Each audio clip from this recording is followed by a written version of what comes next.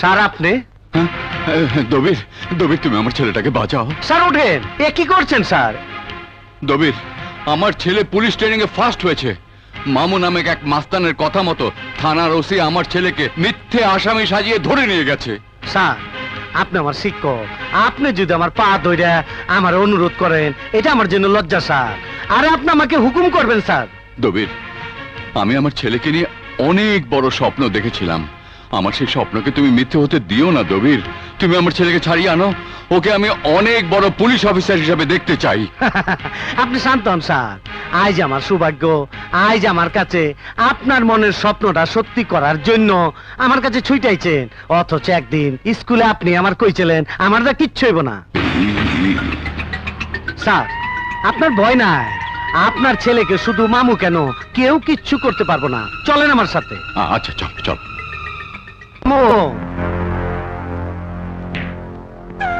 এলো বাদলের বাবা, বাদলের জন্য তোমার কাছে আসছে। হ্যাঁ তোমার ছেলে? হ্যাঁ হ্যাঁ। বাদল তোমার ছেলে? তোমার ছেলে রক্ত খুব গরম, খুব গরম। আমি ওর গরম রক্ত ঠান্ডা করে দেবার ব্যবস্থা করছি। দবির, তুমি আমাকে কোথায় নিয়ে এলে? এটা মামুর বাড়ি। এই মামুর বাড়িতে এই শহরে নেতা এমপি সবাই আসে। তোমার ছেলেটা শুধু আমার নাম জানার পরেও আমার ছেলেদের গায়ে হাত দিয়েছিল। এখন যদি আমি তোমার গায়ে হাত দেই, তোমাকে কে বাঁচাবে? কে বাঁচাবে?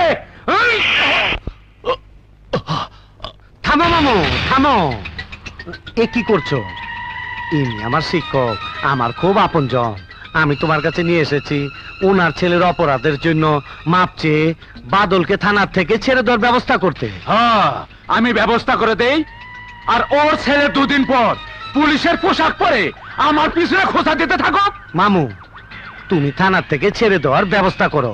আমি কথা দিচ্ছি বাদল পুলিশের চাকরিতে জয়েন করব না। স্যার আপনি বলে দেন স্যার, বাদল পুলিশের চাকরি করব না, বলে দেন। কেন বলবো, কেন বলবো?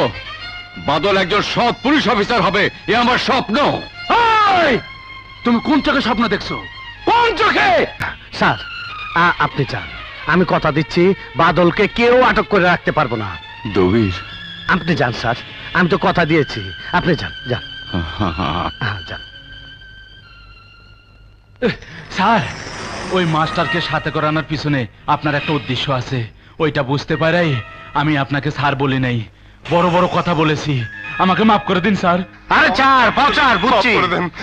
আরে পাচার, তোর মাথায় বুদ্ধি তো রয়েছে, আমি খুশি হয়েছি, রাগ করি নাই। স্যার এবার কি বলবেন? উদ্দেশ্যটা কি?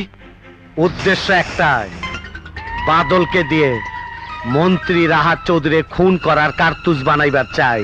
এই জন্য প্রথম নাটক করলাম তোর সামনে, দ্বিতীয় নাটক করুম বাদলের সামনে।